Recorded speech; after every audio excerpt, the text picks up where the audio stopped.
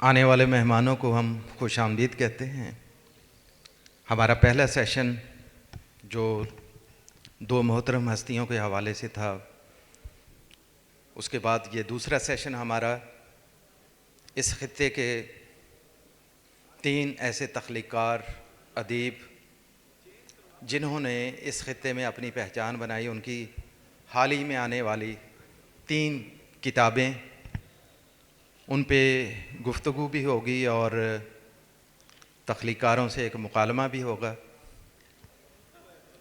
سب سے پہلے میں ملتمس ہوں جناب رفعت عباس صاحب سے، جن کا ناول آپ کے سامنے موجود ہے، نیلیاں سلھاں پچھوں۔ شاعری معتبر حوالہ رہی، شاعری میں ایک بہت بڑا ایک اپنا نام پیدا کیا، پھر نثر کی طرف آئے تو قلیل عرصے میں ان کے 2 ناول لون دا جیون گھر اور نیلیاں سلھاں پچھوں یہ ادب میں اپنی ایک خاص پہچان بنا چکے ہیں۔ تو میں ملتمس ہوں سائیں رفعت عباس صاحب سے کہ وہ آئیں اور سٹیج کو رونق بخشیں۔ ہمارے سب کے ہر دل عزیز شاعر، کالم نگار، مورخ اور جو اپنی ایک خاص پہچان رکھتے ہیں گفتگو کے حوالے سے، تو میں ملتمس ہوں شاکر حسین شاکر سے کہ وہ آئیں اور جلوہ فروز ہوں۔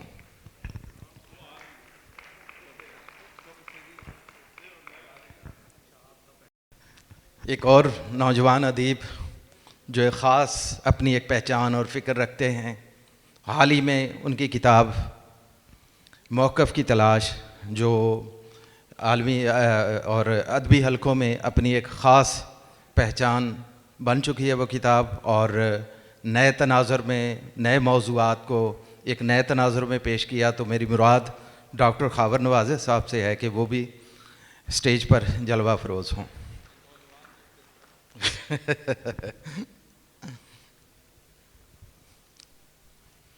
تو ہم نے کوشش کی ہے کہ ان 3 کتابوں کے حوالے سے جو مکالمہ ہوگا وہ اس شہر کی ایسی شخصیات جو ناول کے حوالے سے، شاعری کے حوالے سے، تنقید کے حوالے سے اپنا ایک مقام رکھتے ہیں اور ان کا ایک الگ نقطہ نظر بھی ہے۔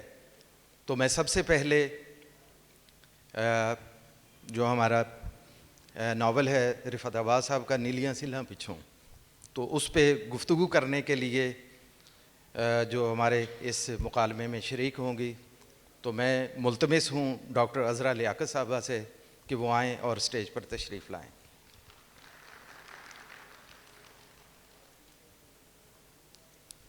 ملتان میں جب بھی شاعری کی تاریخ لکھی جائے گی اور جدید غزل کا حوالہ آئے گا اور ایک ایسی شاعری کہ جس نے ہر سطح کے لوگوں کو متاثر کیا اور اپنی ایک خاص پہچان رکھتے ہیں، میری مراد قمر رضا شہزاد صاحب سے ہے کہ وہ آئیں اور وہ سنا ہے لوگ اسے آنکھ بھر کے دیکھتے ہیں، اس پہ گفتگو کریں گے۔ ہمارے ایک اور نوجوان ادیب جو اس خطے کا ایک ثقافتی حوالہ ہے اس کو پیش کرنے میں ان کا ایک بہت بڑا کردار ہے، جس موضوع پر بھی لکھا، ایک بالکل ہی وکھرے انداز میں لکھا اور نئے معنی تلاش کیے انہوں نے۔ اقبال پہ لکھا، حالی پہ لکھا یا مقامیت کی بات کی۔ تو اس خطے کے ایک نوجوان ادیب تخلیقار میری مراد ڈاکٹر محبوب تابع صاحب سے ہے کہ وہ بھی آئیں اور ہماری اس مجلس کا حصہ بنیں۔ وہ موقف کی تلاش ڈاکٹر خاور کی جو کتاب ہے اس پہ گفتگو کریں گے۔ تو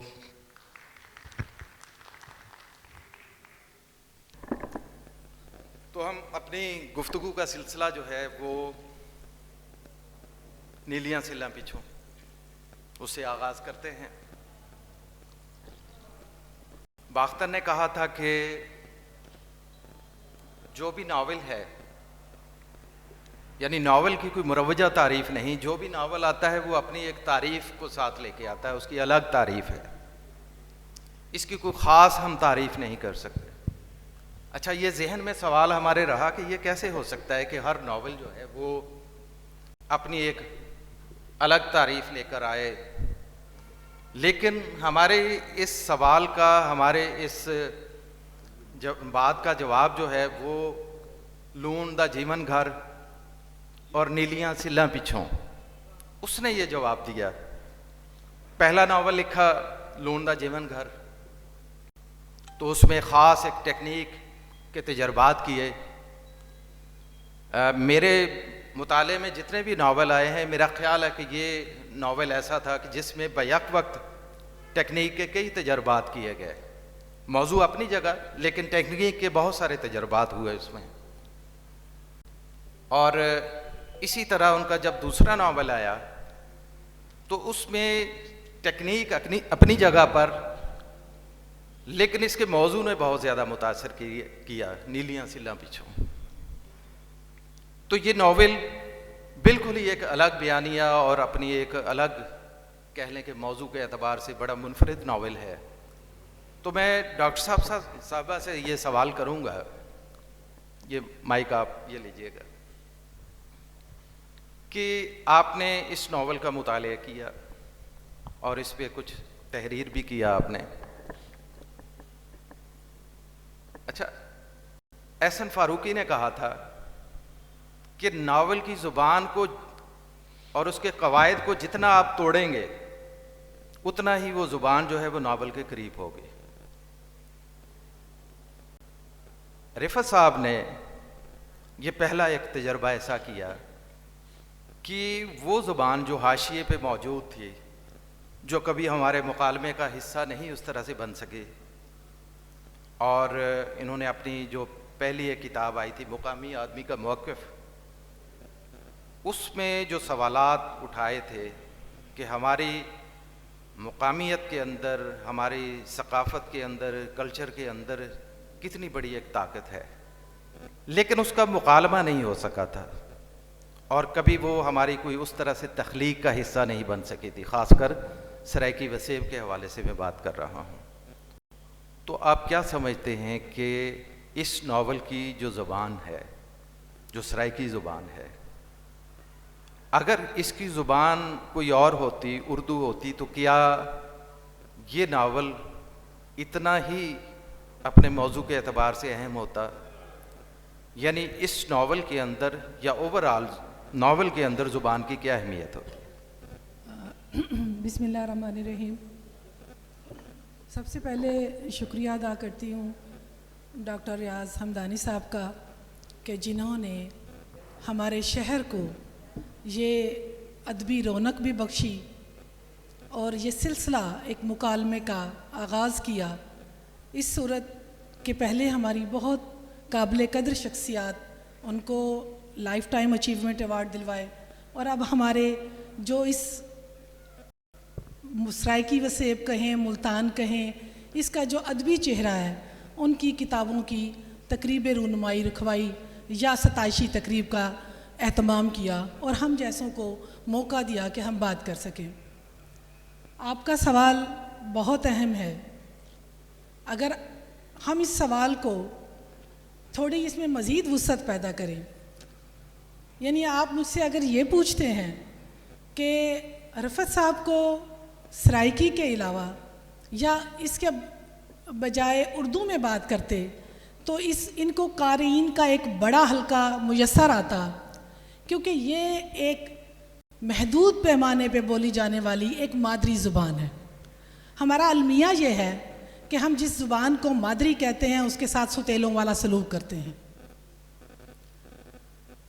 مسئلہ یہ ہے کہ رفعت صاحب اگر تو پوچھیں کہ ناول کی حیثیت کیا ہے فکری سطح پر، فنی سطح پر، تو رفعت صاحب ناول کو پڑھتے ہوئے مجھے لگا، چاہے آپ اسالیب کی بات کریں، فکر کی بات کریں، تو آپ ان کو جو زبان جس پر وہ ظاہر ہے کہ اردو کے استاد بھی ہیں، اگر یہ اردو میں بھی لکھتے تو بطور ناول نگار بہت کامیاب ہیں.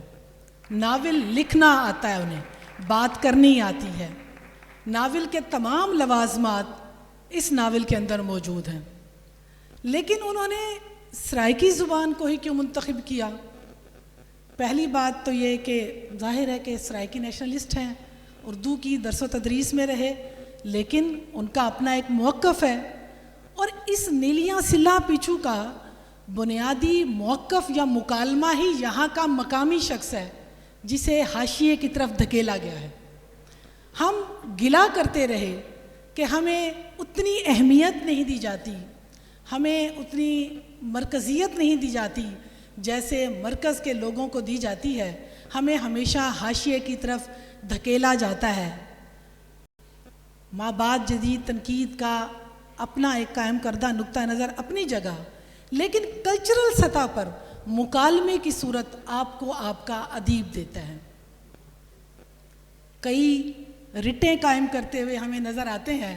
میں بہت سے لفظ دل چاہتا تھا میرا کہ میں اسی طرح سے, میرے لیے المیہ ہے. میں نے جب اس ناول کو پڑھا اور اس پر لکھنے کی کوشش کی, میں نے اس دکھ کو محسوس کیا, اس کرب کو محسوس کیا جو اس ناول کا مرکزی موضوع ہے.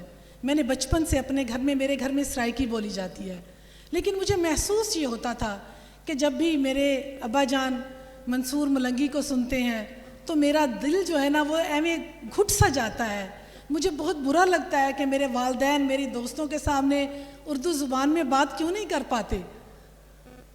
میں نے وہ دکھ کو اور اس کرب کو اس ناول کو پڑھنے کے بعد محسوس کیا کہ ہمارے ساتھ یہ ستیلوں والا سلوک کیا گیا, ہماری زبان کو اہمیت نہیں دی گئی. کیا اس کے اندر فہم و فراست نہیں تھی؟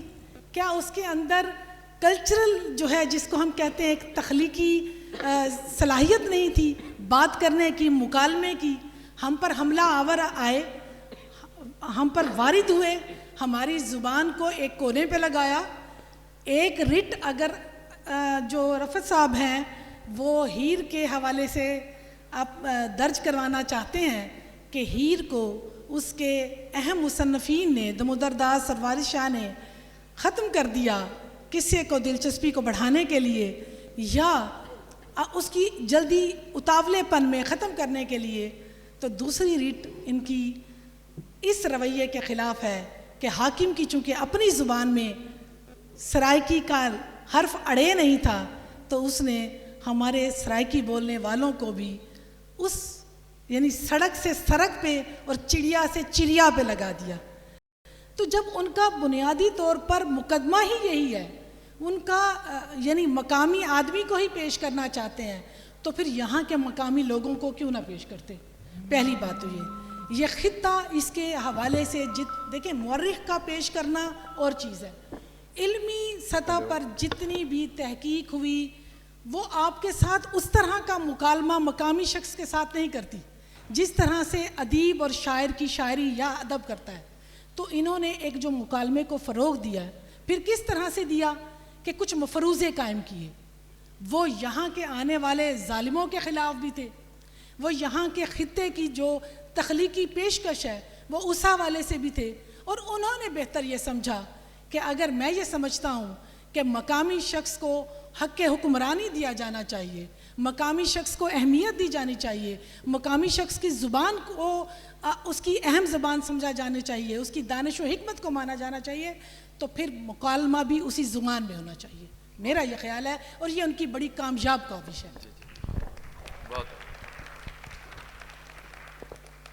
تو میں رفعت صاحب سے مخاطب ہوں. کسی نے لکھا ہے کہ غالب کے زمانے میں اگر ناول لکھا جاتا تو وہ بڑا ناول نگار ہوتا ہے, کیونکہ اس کی شاعری کے اندر پورے امکانات موجود تھے. رفعت صاحب کو جب ہم دیکھتے ہیں کہ ان کی جو شاعری ہے اس کے اندر بھی فکشن کے پورے اجزاء اور تاریخ موجود تھی پہلے سے. کچھ لوگ کہتے بھی ہیں ہمارے کچھ جانے والے کہ رفعت صاحب جو ہیں وہ ناول نگار سے زیادہ وہ بڑے شاعر ہیں, حالانکہ تخلیقار ہی ہے. جیسے انہوں نے 5000 وری تو اپنی بیڑی نسے ویچی رفت कौन है हाकम थींदे साढ़े दरिया विच। पूरी एक हवाला एक मौजूद है, एक फिक्शन मौजूद है, एक पूरा बयानिया इसके अंदर मौजूद है। या मारूफ शेर किवें साकू याद न रासी उनके घर का रस्ता लूत सारे जंगल आसन त्रै ते सारे दरिया। तो मेरा ये सवाल है, एक मुख्तसर सवाल होगा कि आपने दोनों तजर्बात किए, शायरी का तजर्बा भी किया, भरपूर अंदाज में किया, एक लंबा अरसा है उसका, और पिछले तकरीबन को 3 साल में आपके 2 नावल या 2 साल आप कह लें। तो आप क्या समझते हैं कि अगर आप अपने तौर पर देखें कि आपको इजहार का वसीला जो है वो शायरी में ज़्यादा मुयस्सर आया है या नावल के अंदर? मैं ममनून हाँ मुल्तान आर्ट्स कौंसल भावें जो तुसां दा कोई भी नाम बदल छोड़ो, मेरे वास्ते मुल्तान आर्ट्स कौंसल है। मैं शुक्रगुजार हाँ जनाब रियाज हमदानी साहब दा, इस शहर के लोगों का जेड़े मेरी गाल सुनने वास्ते अपनी तवज्जो नाल बैठन। इको जन्म होंदे बंदा हंडेंदे, कोई एक अटकल कोई एक हुनर है जी चू बंदा गुजरदे। मेरे खुश नसीबी इत्थे ही है कि मैं लू जन्म गिदन, मैं शायर के तौर पर जन्म गिदे और मैं उनके बाद एक नावल निगार के तौर पर जन्म गिदे। मैं 40 साल शायरी की है और वो पूरा एक जन्म अपनी पूरी सकत अपने जितनी मेरे को मेरे खालिक ने पोटेंशियल दी है मैं उनके नाल शायरी की है और एक बतौर शायर ही अपनी हयाती गुजारी है। और मेरे को लगा कि मैंने एक सवाल पूछा है, मेरी किताब है इंटरव्यूज़ की मुनव्वरा काश ने कि तुस नावल क्यों नहीं लिखते, तो मैं को आख्या कि मैं नावल लिखने वास्ते एक बे जन्म की लोड़ है कि मैं नावल नहीं लिख सकता। मैं सारी ज़िंदगी शायरी की है, मैं नावल नहीं लिख सकता। लेकिन मैं को नहीं पता कि डेमनहार ने मैं को दूजा जन्म दिते, एक हयाती विच दूजा जन्म दिते और मैं नावल लिखे। और मेरे वास्ते ये सारी पैराडाइम शिफ्टिंग जड़ी है कोई बहु ही कोई सादा जिहा काम है और कोई मेरे वास्ते कोई दिक्कत नहीं थी। और मैं ये भी नहीं समझता कि मैं कोई अच्छा शायर हाँ, मेरे को नहीं पता। और मैं ये भी कोई दावा नहीं किया कि मैं कोई अच्छा नावल निगार हाँ, ये भी मेरे को नहीं पता। तो एक शायरी है, 9 किताबां मेरे छपिया हैं शायरी और मेरे नाल एक खुश नसीबी रही कि मेरी शायरी पंथ करेंदी रही।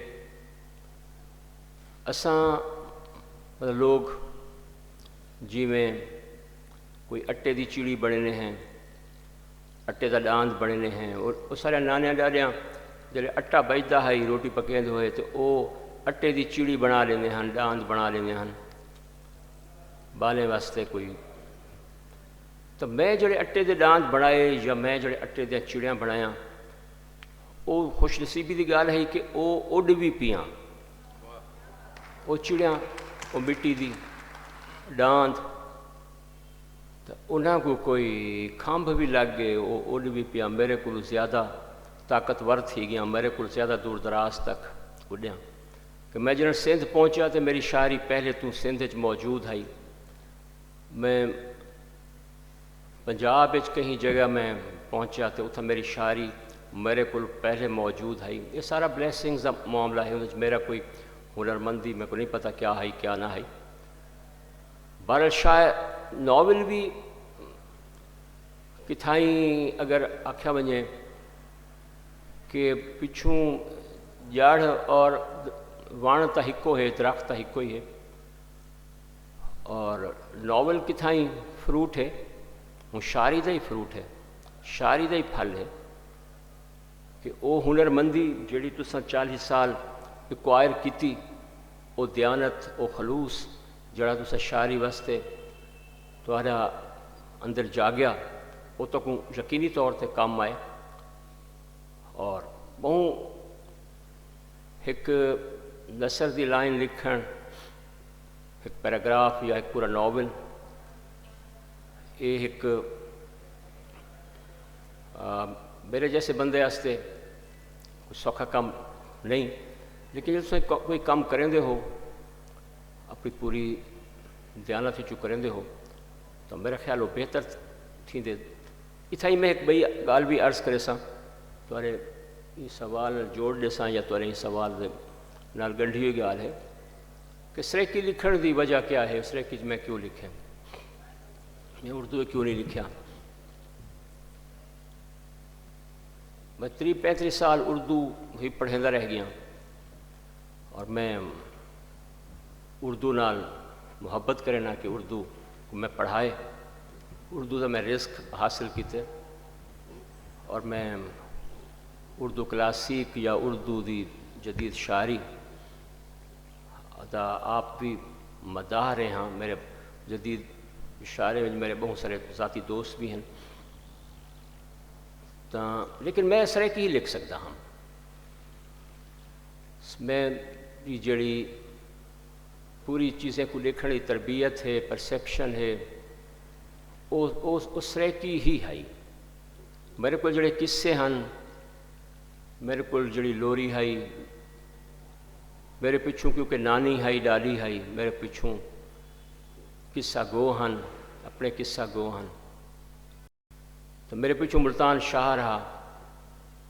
تو کتھائیں کہیں ٹائم اینڈ سپیس چھوندے ہو، کتھائیں تو پیر دھریں دے ہو، تو کہیں زمانے چو بلیں دے ہو.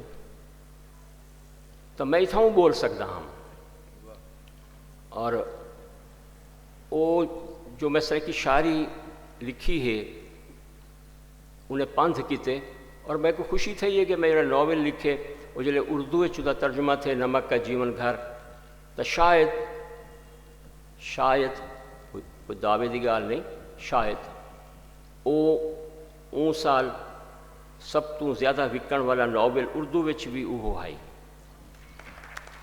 جندے ایک سال کو فکشن ہاؤس لاہور نے بھی ان کا ترجمہ چھاپیا اور عکس لاہور نے بھی ہوں سال ہی ان کا ترجمہ چھاپیا. اور ایک سریکی چوں اردو ترجمہ تھی ہونے والے ناول دے ایک سال دو ترجمے اور ہوں تیجا ترجمہ. تو وہ اردو زبان بچ بھی وہ ناول پڑھیا گیا. تو وہ تو اگاں بھی کوئی پندھ کر سکتے. تو ملتان چو لکھن دا مطلب یہ نہیں، کوئی زبان لکھن دا مطلب یہ نہیں محدود تھی من نہیں کہ تساں کیونکہ سریکی لکھے ہی واسطے بہت محدود یا ایک محدود زبان ہے، ایسا نہیں. سریکی تے کروڑا لوگ بولیں گے، اگر چند ہزار چند لاکھ لوگ بھی زبان بولیں تو اندے وچ بھی ناول ناول لکھے گئے اور ان چو ناول بھی بین الاقوامی سطح دے اتنے ناول سامنے آئیں. اور سریکی ناول ضروری نہیں کہ اس طرح کی محرومیت دے بارے چھوے، کیونکہ ناول ایک قرۂ عرض دی ایک صنف ہے. تساں ناول کمیٹھی ان وقت کریں دے ہو، ناول لکھ دے ان وقت ہو جڑے ویلے تساں سمجھ دے ہو کہ تساں ایک قرۂ عرض دے ہوتے آباد ہو. تساں بہت سارے تورے ارد گرد بہت سارے زبانہ بولے ہوئے ہیں، بہت سارے قوماں آباد ہیں، بہت سارے اتھاں نال پکھی آباد ہیں، نال بہت سارے جاندار آباد ہیں. تہارے سمندر دوجی دنیا میں دے ساحلیں تک ونن.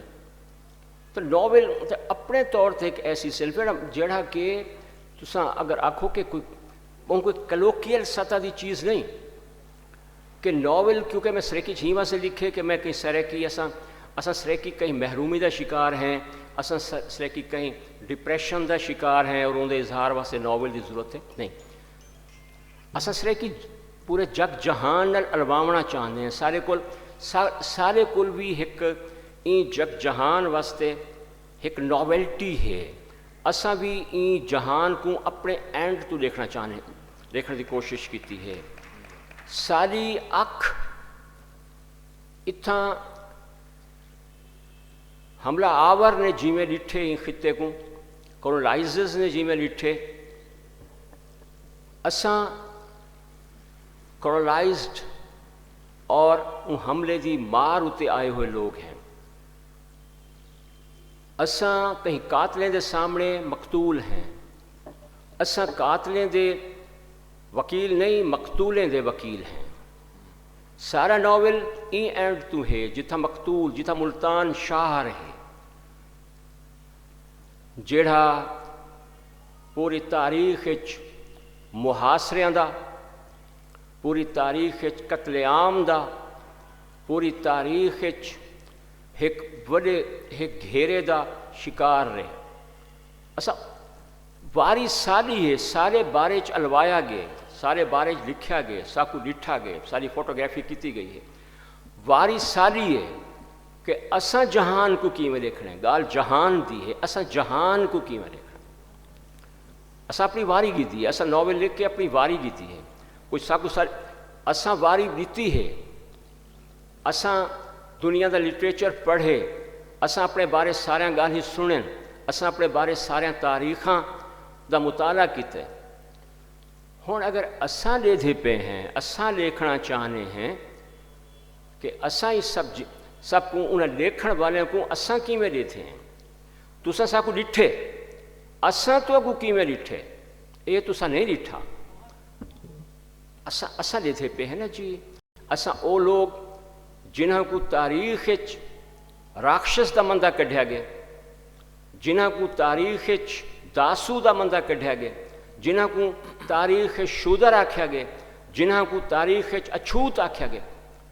سارا ناول اچھوتیں دا ناول ہے. اگر اساں راکشس بولے ہیں، آج بھی راکشس مندہ ہے، آج بھی مہذب لوگ راکشس کو بطور مندہ استعمال کریں. میں اتنا آرٹس کونسل چے پیا تھا کہ آئی ایم راکشس. یہ راکشس دا ناول ہے. راکشس دے خلاف جو چیزاں ورتائیں گے انہاں وچوں ایک آرٹ بھی ہے. آرٹ کو بھی تو دے بندے دے خلاف ورتایا گیا.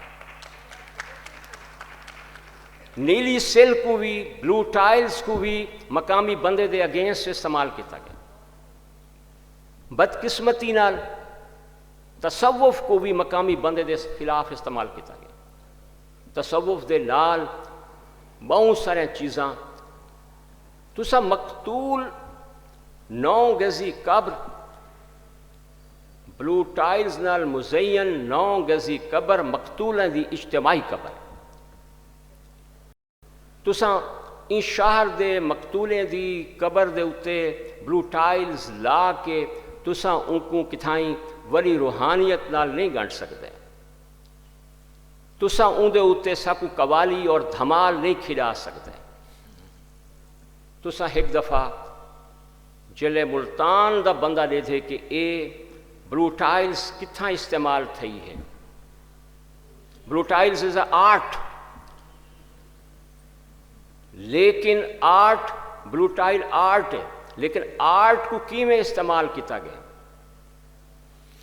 سارے اگینسٹ بہت سارے شئی استعمال تھے. سارے اگینسٹ سارا آرٹ بھی اگینسٹ استعمال تھے. اگر آج اتھو دا بندہ چیزیں کو نویں سروں، ساری نوویلٹی کیا ہے؟ ساری نوویلٹی یہ ہے کہ اساں چیزیں کو منوان قبول کرنا سے تیار کوئی نہیں. اساں کہیں بھی اون تاریخ کو جڑے سارے اگینسٹ ہیں، کہیں بھی اون آرٹس کو جڑے سارے خلاف ورتے گئے، کہیں بھی ایون تصوف کو، ایون وحدت الوجود کو اساں اگر بہ کے نویں سرو دیتے ہیں. اساں یہ آدھے ہیں کہ ساکو عشق مریندہ ڈھولن ول ول قتل کریندہ.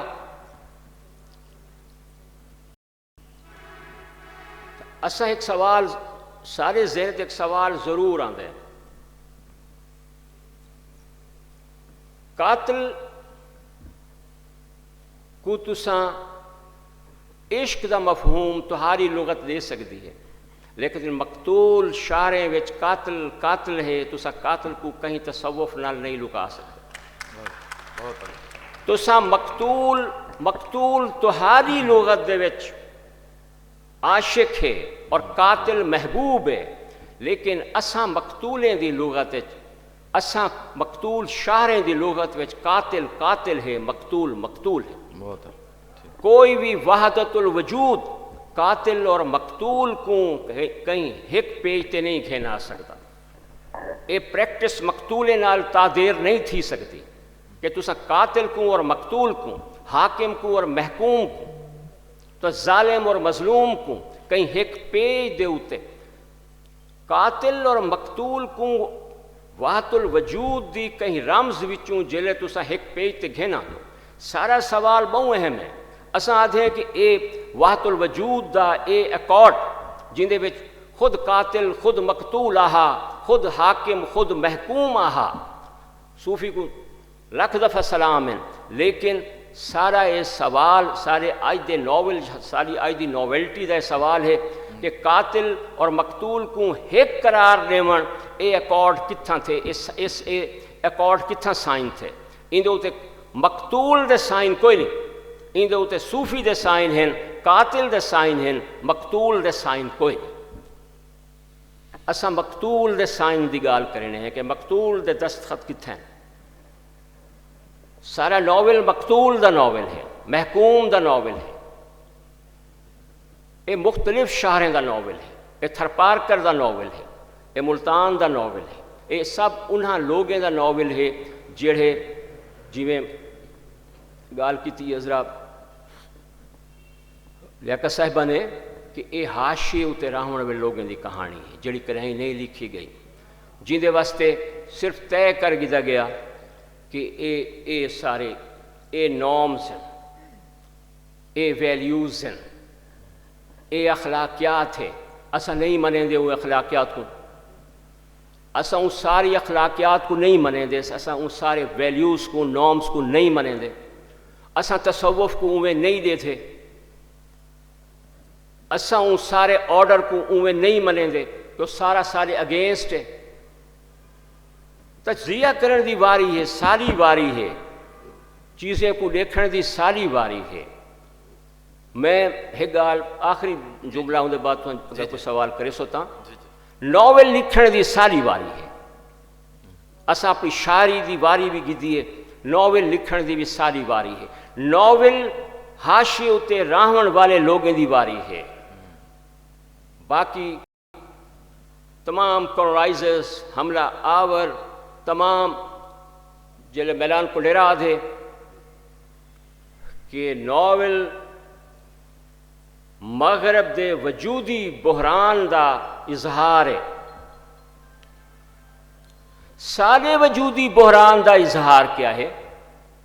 صرف مغرب دے وجودی بحران دا، حملہ آور دے وجودی بحران دا جڑے خوابیں دی انٹرپریٹیشن فرائیڈ نے کیتی ہے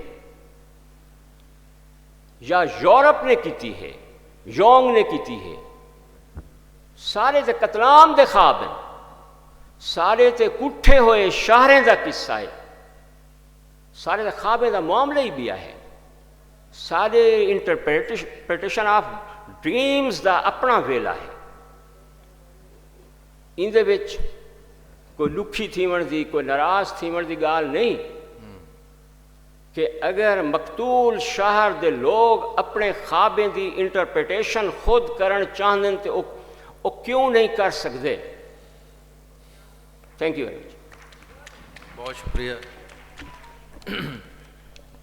رفعت صاحب سے دوبارہ بھی ہم کلام ہوں گے، اور جو ابھی انہوں نے بلیو ٹائلز کا ایک حوالہ دیا ہے، نیلی سل کا حوالہ دیا ہے، اور اس کے معنی انہوں نے تبدیل کیے ہیں، اور بلکہ ٹائٹل پہ بھی انہوں نے اس کے آگے سوالیہ نشان لگایا ہے، تو اس پہ بھی ہم بعد میں گفتگو کرتے ہیں۔ تو ایک اور کتاب جو ہمارے درمیان موجود ہے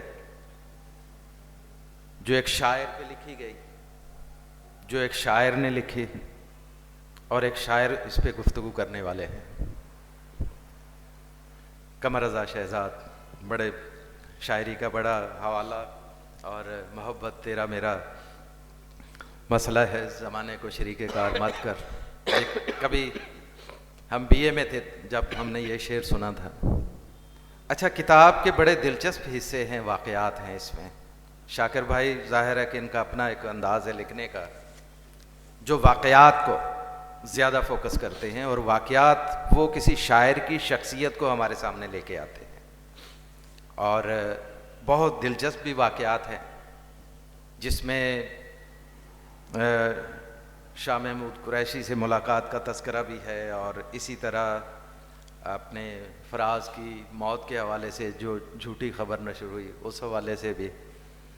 تو آپ نے اس کتاب کا مطالعہ کیا ہے، تو اس کتاب میں فراز صاحب کی کس طرح کی شخصیت جو ہے وہ ہمارے سامنے آتی ہے، اور یہ کتاب کا آنا کتنا ضروری تھا؟ کیونکہ فراز صاحب پہ بہت زیادہ ابھی تک نہیں لکھا گیا، شاید 2-4 کتابیں ہیں، ایک ملک صاحب کی، فتح ملک صاحب کی کتاب ہے، یا اردو اکیڈمی کی ایک کتاب وہ چھوٹی انہوں نے شائع کی تھی، میرا خیال زیادہ نہیں لکھا گیا۔ تو آپ کیونکہ فراز صاحب نے ایک عہد کو متاثر کیا ہے، اور نوجوان نسل ایک اب تک ان کی شاعری کے ساتھ عشق کرتی ہے، تو آپ یہ بتائیے کہ فراز صاحب کی شخصیت کے حوالے سے اور ان کی شاعری کے حوالے سے اس کتاب کو آپ کیسے دیکھتے؟ شکریہ۔ سب سے پہلے تو میں شکر گزار ہوں محترم ریاض حمدانی صاحب کا کہ انہوں نے ملتان آرٹس کونسل میں ایک مکالمے کی جو ہے شروعات کی، اور خاص طور پر ایک سنجیدہ مکالمے کی۔ یقیناً ایک بڑا مشکل کام بھی ہے اس حوالے سے کہ ہمارے ہاں اب سننے والے لوگ کم رہ گئے ہیں اور بولنے والے لوگ زیادہ ہو گئے ہیں، اور ہر شخص کی کوشش یہی ہوتی ہے کہ میں ہی بات کرتا رہوں اور دوسرے سنتے رہیں۔ نتیجہ یہ ہوتا ہے کہ اتنا شور ہو گیا ہے ہماری فضا میں کہ ہمیں کچھ سنائی نہیں دے رہا کہ کون کیا کہہ رہا ہے۔ اس صورتحال میں ایک سنجیدہ جو ہے مکالمہ ہونا، اور اس طرف اشارہ ہے کہ ملتان میں بات کہی بھی جائے اور سنی بھی جائے۔ یہ جو آپ نے سوال کیا ہے صاحب، ظاہر ہے کہ اس کے 3 میں اگر کہوں تو میرے لیے ایک بڑا مشکل کام ہے کہ ایک طرف احمد فراز جیسی شخصیت ہیں، شاعر ہیں، ایک طرف شاکر جو ملتان کا ایک بھرپور حوالہ ہے، جنہوں نے بہت کام کیا ہے، وہ موجود ہیں، اور تیسری طرف یہ کتاب ہے جو انہوں نے مرتب کی ہے۔ مرتب تو نہیں بلکہ شاید ان کی جو انہوں نے محسوسات کی ہیں، جو محسوس ہیں، انہوں نے فراز کے ساتھ جو وقت گزارا ہے، یا فراز کے ساتھ جو ان کے مکالمے ہوئے، انہوں نے اسے ایک کتاب کی شکل میں جو ہے لے کر آئے ہیں۔ تو اس پر اگر گفتگو کرنا شروع کریں تو یقیناً فراز پر ہی بہت ایک طویل گفتگو ہو سکتی ہے، یا شاکر پر ایک طویل گفتگو کی جا سکتی ہے، یا اس کتاب کے حوالے سے، لیکن میں مختصر چاہوں گا کیونکہ سننے والے لوگ جو ہیں، صاف ظاہر ہے کہ ایک مختصر سا ہمارا ٹائم ہے، اور ہم اس پورے اس نشست میں ہم چاہیں گے کہ ہم یہ تینوں جو ہیں کتابوں پر بات چیت ہو سکے۔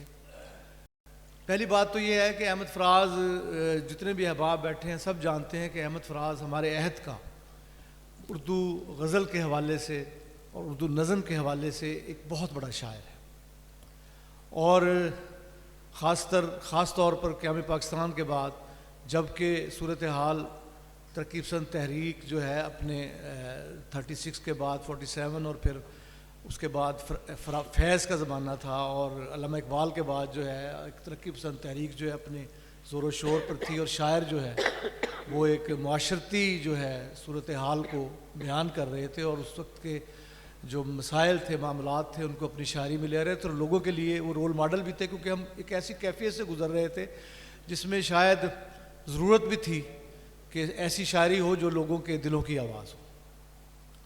لیکن فراز کے ہاں جو سب سے بڑی خوبی تھی کہ فراز کے ہاں آپ فراز کی تقریباً 1 درجن کے قریب کتابیں ہیں موجود شاعری کی. تو فراز نے آپ یہ دیکھیں کہ فراز کے ہاں دونوں سطحیں رومانس تو فیض کے ہاں بھی موجود ہے, اور وہ رومانس کہ جس میں خاص طور پر جس محبت کا جو ایک پہلو تھا, جس پہلو کو ہمارے ہاں یعنی ہمارے کلاسک شعراء یا اس کے بعد جو ہے اور شعراء نے بیان کیا, تو اس کو نئے جو اظہار سے, نئے اسلوب سے اور نئے لہجے سے ایک تازگی کے ساتھ جنہوں نے اپنایا اور لوگوں کو اپنی طرف کھینچا جن کی شاعری میں, وہ فراز تھے. کیونکہ ان سے پہلے جو لوگوں کے لیے دلوں کی دھڑکن تھے, جو میں سمجھ رہا ہوں کہ اس وقت جو لوگ موجود تھے شاعری پڑھنے والے, نئی شاعری پڑھنے والے, فیض جو ہے اس وقت تک ایک دم موجود تھے ہمارے منظر نامے میں, اور فراز بھی ذاتی طور پر میں سمجھتا ہوں کہ فیض سے کافی حد تک انہوں نے ان کی شخصیت کا بھی اور ان کی شاعری کے بھی ایک طرح سے اثر قبول کیا. بلکہ کسی دور میں تو فراز پر یہ الزام بھی عائد ہوتا رہا کہ وہ بالکل فالو کرتے ہیں فیض کو. بلکہ ایک واقعہ موجود ہے, میں نے کہیں پڑھا کہ فیض صاحب کہیں تو اپنا کلام سنا رہے تھے, تو فیض صاحب آپ کو پتہ ہے کہ فیض صاحب کے ہاں بڑی ایک نرم طبیعت تھی, بڑی سادہ طبیعت. تو فیض صاحب کو کسی نے فراز کو لیٹ ڈاؤن کرنے کے لیے کہا کہ جناب فیض صاحب اب آپ فراز کے رنگ میں اپنی کوئی شاعری سنائیں. تو فیض صاحب مسکرا پڑے اس بات پر. تو فیض پر شروع میں یہ بھی فراز پر آیا کہ انہوں نے چونکہ اپنی شاعری میں شاید فیض کو کافی حد تک اپنا اس کا اثر قبول کیا.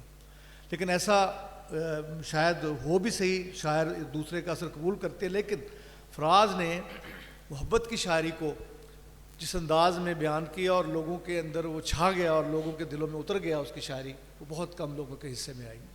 لیکن اس کے بعد دوسرا پہلو جو فراز کے ہاں موجود تھا وہ مزاحمت کا پہلو تھا. وہ ان کی شخصیت جو ہے نا, وہ اپنے عہد کے, آپ یہ دیکھ لیں کہ فراز کو جس پہلو کو ہم نظر انداز کر دیتے ہیں, وہ فراز کا وہ پہلو ہے جو ان کے شخصی پہلو, جس میں فراز نے ہر عہد کے جابر حکمران کے سامنے نہ صرف یہ کہ اپنی شاعری کی سطح پر وہ ڈٹا ہے, بلکہ اپنی ذاتی سطح پر بھی اس نے وہاں سٹینڈ لیا ہے اور اس نے سزائیں بھی بھگتی ہیں. تو اس حوالے سے فراز ہمارے لیے ایک بڑا رول ماڈل رہا, اور ہمارا رول ماڈل اب بھی ہے. ملتان میں ان کا آنا, ملتان میں جب انہوں نے آنا شروع کیا تو ہمارے یہ شاکر بیٹھے ہیں, تو ہم سب کے یعنی شاعری کے اوائل کا زمانہ تھا, اور ہمارا ہیرو بھی تھے فراز. ہم نے فراز کو دیکھتے تھے, فراز کو سنتے تھے, فراز کو محسوس کرتے تھے, تو ہمیں اچھا لگتا تھا اور ہم ان کے نزدیک بیٹھنا پسند کرتے تھے. لیکن فراز جو صاحب ایک بڑے شاید بے نیاز سی ایک شخصیت تھے, اور ہم نے ان کی بے نیازی دیکھی ہے.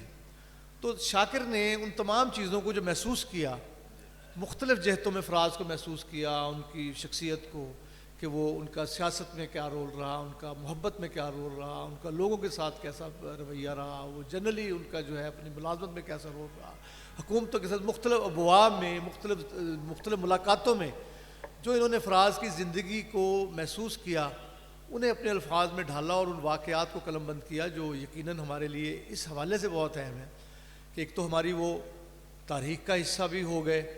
دوسری بات یہ ہے کہ فراز کی وہ باتیں جو ملتان میں جو ان کے ساتھ جس طرح انہوں نے زندگی گزاری یا شاعری سنائی, یا جو ان ملتان کے جن لوگوں سے ان کا رابطہ رہا, جو واقعات ہوئے, وہ شاید اس طرح درج نہ ہو پاتے جو شاکر نے انہیں درج کیا.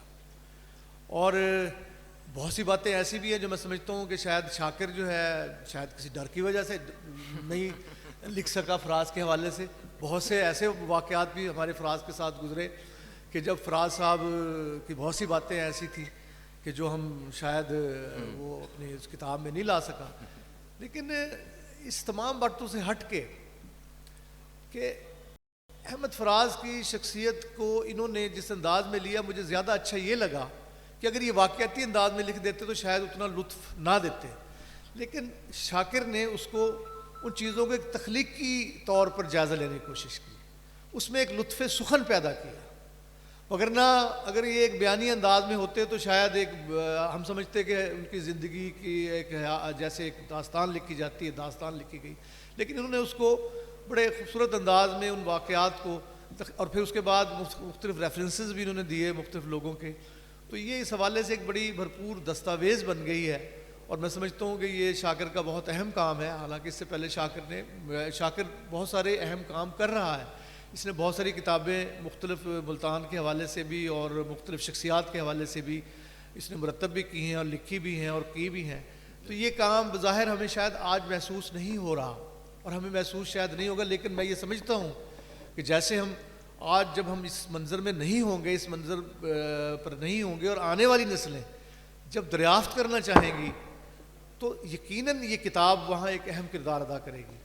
پتہ لگے گا کہ فراز کیسے زندگی گزارتے تھے. اور اس میں آج کی جو تقریب ہے جس میں ہم موجود ہیں, میں سمجھتا ہوں کہ ہمدانی صاحب نے یہ مکالمہ کر کے, اور یہ شاید پہلی نشست نہیں ہے, شاید آئندہ بھی اس طرح کی جاری رہے گی, اور ملتان میں ہونے والے کام کو جب ہم اس طرح بیان کرنا شروع کریں گے تو یہ جو ہے پھر آگے کی طرف جانا شروع ہوگا.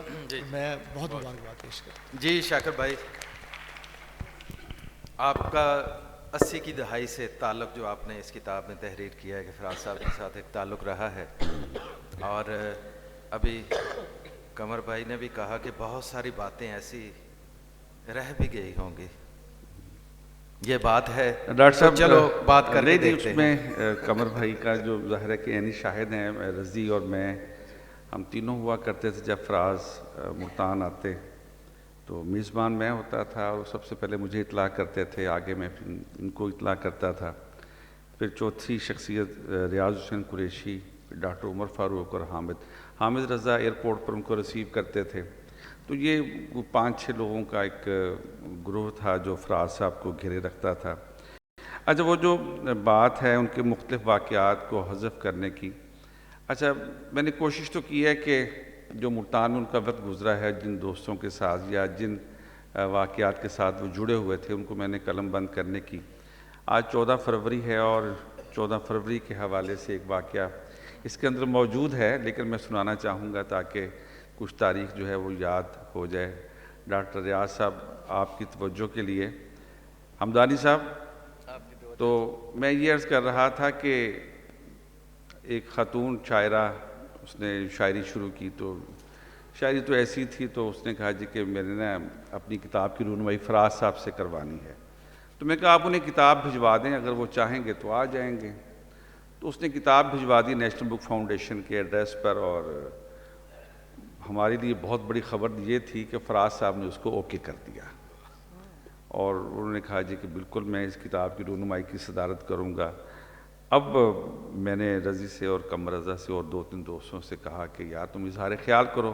کہہ رہے پاگل ہو گئے ہو, یہ ہم کیسے اظہار خیال کریں, یہ تو شاعرہ ہی نہیں ہے.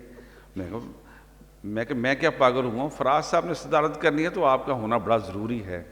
تو زنزبار ہم نے وہ پروگرام رکھا, اور لنچ تھا, اور سب نے ایسی گول مول سی گفتگو کی اس شاعرہ پر.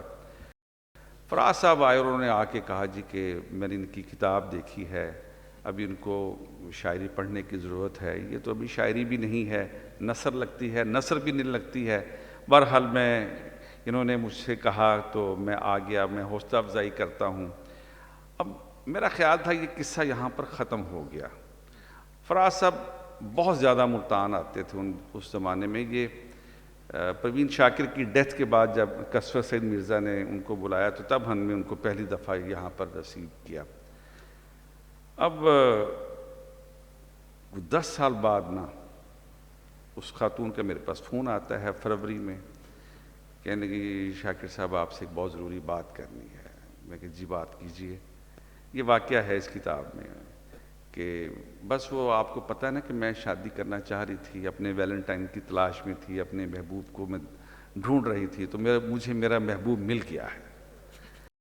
اب میں نے کہا بھی اچھا, یہ مجھے معلوم تھا کہ وہ شاعری کس نوجوان کے لیے کر رہی ہے, تو کبھی کبھار اس کے ساتھ بھی وہ آتی تھی, لیکن وہ پچھلے 10 سالوں میں وہ جب آتی تھی اکیلی آتی تھی تو اس کے محبوب نے شادی کر لی تھی.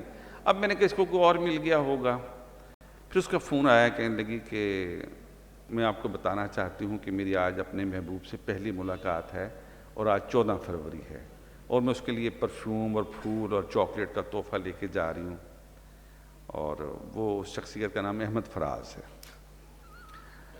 اب میں پریشان ہو گیا, بالکل پریشان اس لیے ہو گیا کہ اس لڑکی کی عمر اگر فراز صاحب کی کوئی اپنی بیٹی ہوتی تو اس سے بھی شاید کم تھی. اور اس کے بعد اس نے جو باتیں شروع کی تو اس نے کہا کہ فراز صاحب کی کل 13 فروری کی فلائٹ تھی. ہمارا آپس میں گفتگو ہوئی تو انہوں نے کہا بس ٹھیک ہے، کل کا دن میں آپ کے ساتھ گزاروں گا، تو آج میں اپنے محبوب سے ملنے جا رہی ہوں. اچھا، میں نے یہ تو جرت نہ کی کہ فراز صاحب سے پوچھوں کہ آپ نے کل جانا تھا، اور جانا بھی تھا، انہوں نے 13 فروری کی فلائٹ تھی. تو میرے غلام مرتضیٰ صاحب یہاں پر نیشنل بک فاؤنڈیشن کے انچارج تھے، میں نے ان کو فون کیا. میں نے کہا مرتضیٰ صاحب وہ فراز صاحب دی کی پوزیشن ہے؟ کہتے شاکر صاحب انہوں دی فلائٹ کل کینسل ہو گئی سی تے آج رات میں جانا ہے. اب میں کہانی سمجھ گیا کہ فراز صاحب نے اس فلائٹ کی منسوخی کو نا کہاں پر استعمال کر دیا. اب میں اس کو روکنے کی کوشش کی لڑکی کو. میں نے کہا بھی آپ نہ جائیں، آپ مہربانی کریں، اچھا نہیں مجھے لگ رہا. کہنے کہ آپ کا کیا مسئلہ ہے، جب وہ مجھ سے شادی کے لیے تیار ہیں تو آپ کو تو خوش ہونا چاہیے. اس کے بعد کیا ہوا کیا نہیں ہوا، لیکن یہ ہوا کہ اس لڑکی کی 14 فروری کے بعد مجھے کوئی کال نہیں آئی. ایک آخری واقعہ اس کتاب میں رضی نے ہے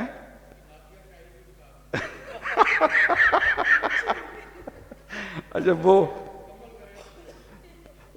ہاں وہ پھر مجھے یاد آ گیا. اس کے بعد کچھ عرصے بعد مجھے آصف کرنالی صاحب کا فون آیا کہ شاکر صاحب ایک شاعرہ ہے، اس نے اپنا نام تبدیل کر لیا ہے، تو اس کا ایک نعتیہ مجموعہ میرے پاس آیا ہے ٹھیک ہونے کے لیے، تو وہ سفارش کر رہی ہے کہ شاکر صاحب سے کہیں وہ کتاب چھاپ دیں. اور پھر اس نے اپنی شاعری کی جو اس کو 3 مجموعے آئے تھے اس سے پہلے، اس کا جو فون آیا کہنے لگی کہ وہ جو جتنی بھی میری شاعری ہے اس کو ضائع کر دیں، کہ وہ کفر کی شاعری تھی، اور یہ میرا نعت کا ایک مجموعہ آ رہا ہے، اس کو آپ شائع کریں، اور اس کی تعداد کم از کم 1100 ہونی چاہیے، اور میری پرسوں عمرے کے لیے فلائٹ بھی ہے. یہ مجھے رضی نے یاد کروائے. فراز صاحب ملتان جب کہ بہت زیادہ آئے، اور آخری دفعہ جب جو ہمارا آخری ٹور تھا نا، تو رضی نے انٹرویو کیا، تو ہم سارے بیٹھے ہوئے تھے. تو رضی نے کہا کہ ملتان آپ بہت زیادہ آئے، تو کیسا لگتا ہے ملتان میں آنا، دوستوں سے ملنا؟ تو کہنے لگے کہ مجھے یہ اس واقعے کے بعد کا میں بتا رہا ہوں. تو کہنے لگے کہ آپ کو پتہ ہے کہ میں نے ملتانی زبان سیکھ لی ہے. کہ کون سا جملہ سیکھا آپ نے، کون سا آپ؟ اس نے کہا جب میں آخری دفعہ آیا تھا ملتان تو ایئرپورٹ جا رہا تھا، تو ایک رکشے پہ لکھا ہوا تھا پریشان نہ تھی میں ول آساں. تو ہم پریشان ہیں. فراز صاحب اس کے بعد ملتان نہیں آئے، بلکہ اس کے بعد ان کا انتقال ہو گیا. Thank you very much. بہت شکریہ. فراز صاحب ڈاکٹر کے پاس گئے نا، ڈاکٹر نے کہا جی کہ سگریٹ چھوڑ دیں. انہوں نے کہا 2 چیزیں نہیں چھوڑ سکتا، ایک سگریٹ اور دوسرا داڑھی.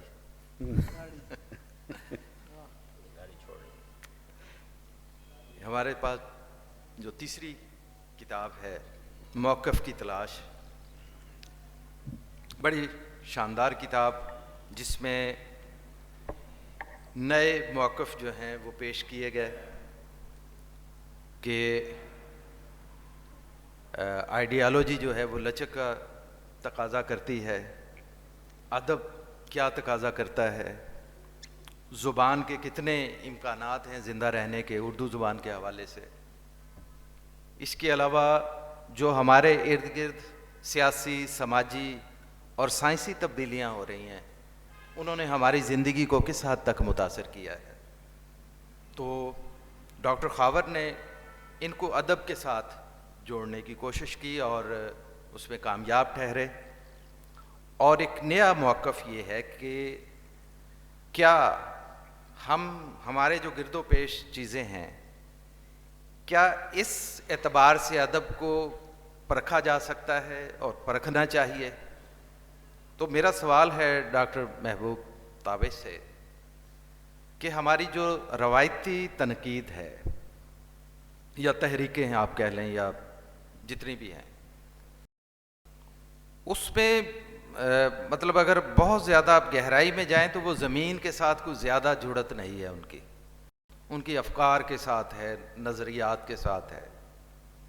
تو کیا یہ حصہ ہماری اردو کی تنقید میں کہ زمین کے ساتھ جو جڑت ہے، کیا اس اعتبار سے نئے ایک کسی تنقیدی رجحان کی ضرورت ہے، اور آپ اس کتاب کو اس تناظر میں کیسے دیکھتے ہیں؟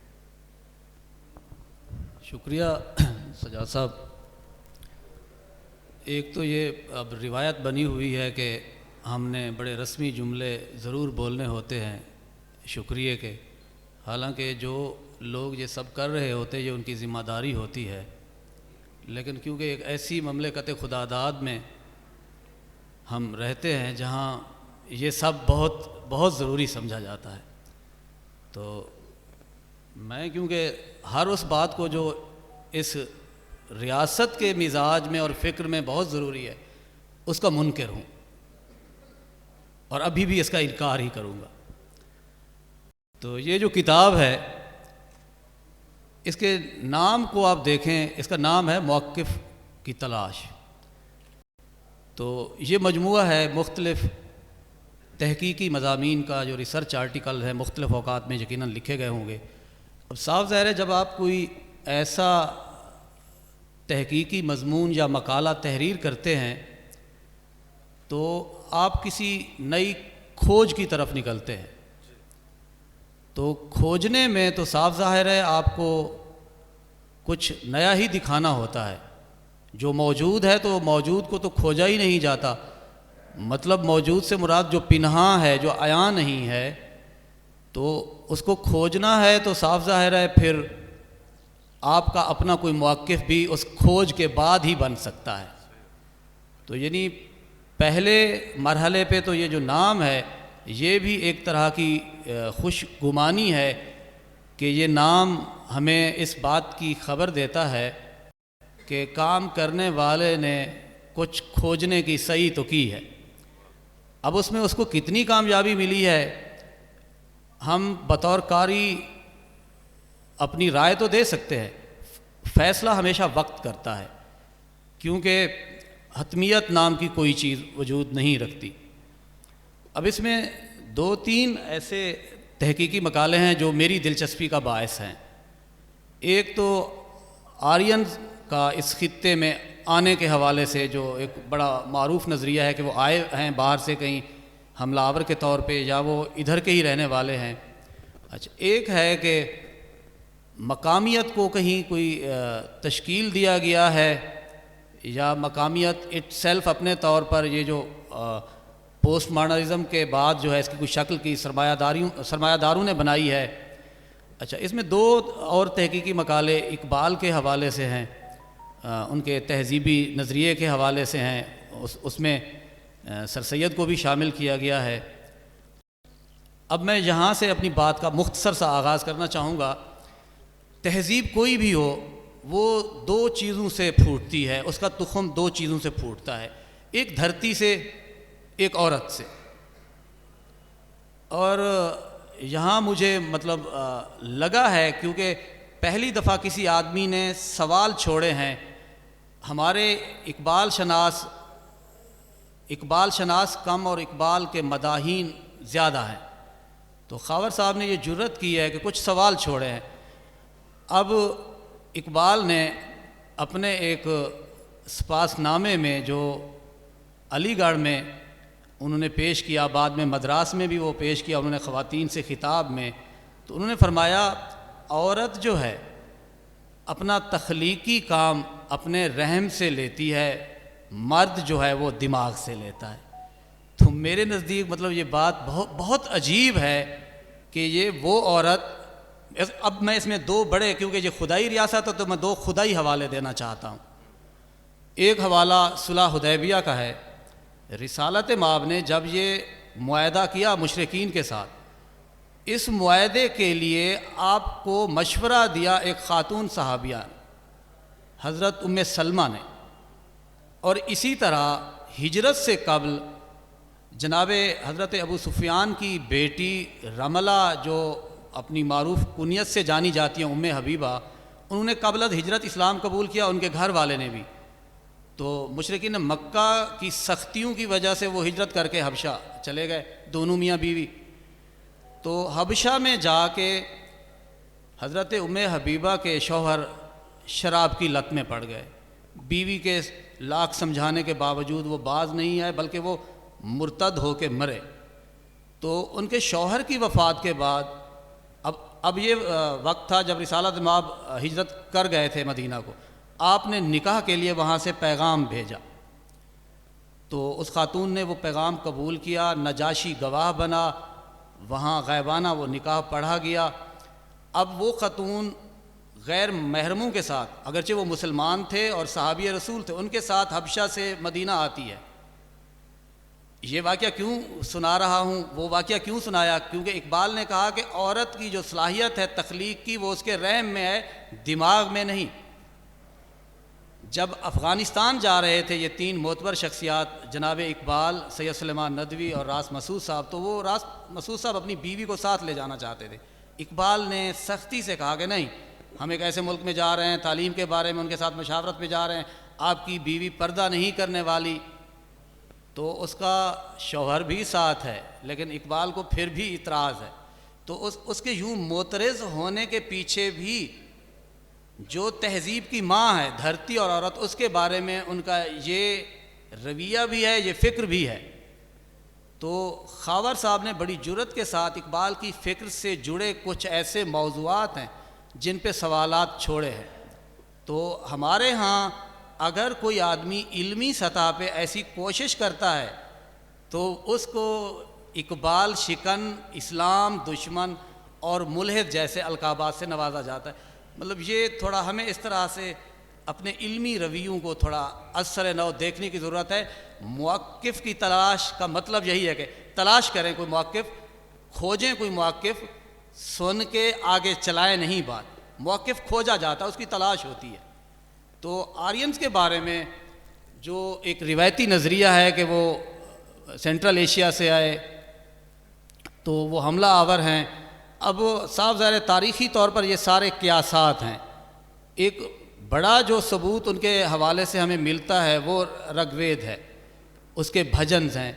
تو اس میں بھی باقاعدہ یہ کوئی ثبوت نہیں ملتا سوائے 2-4 اشارات کے. جیسے ایک اشارہ یہ ہے کہ وہ ایک دھرتی کا ذکر کرتے ہیں کہ اس دھرتی پہ جیسے ہم خوشحال تھے اس دھرتی پہ بھی ہم ویسے خوشحال. تو یہ ایک اشارہ ہے, یہ کوئی تاریخی سند نہیں ہے. باقی تو ساری مناجات ہیں.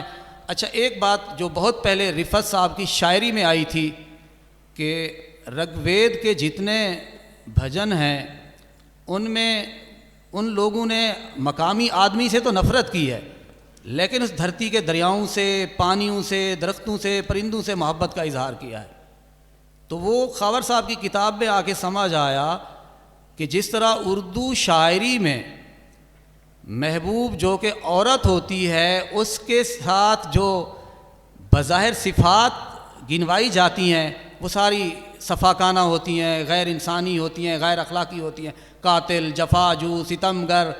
اور مرد کیونکہ عاشق ہوتا ہے اس کے ساتھ کہیں وفاداری اور اس طرح کی تو کیونکہ انہوں نے ان سارے وسائل سے استفادہ کیا تو سو وسائل اچھے ہیں, دھرتی اچھی ہے, اس دھرتی پہ بس یہی بالکل یہی رویہ اس ریاست نے اس کے زمین ذات کے ساتھ کیا ہے, اختیار کیا ہے, بالکل سیم.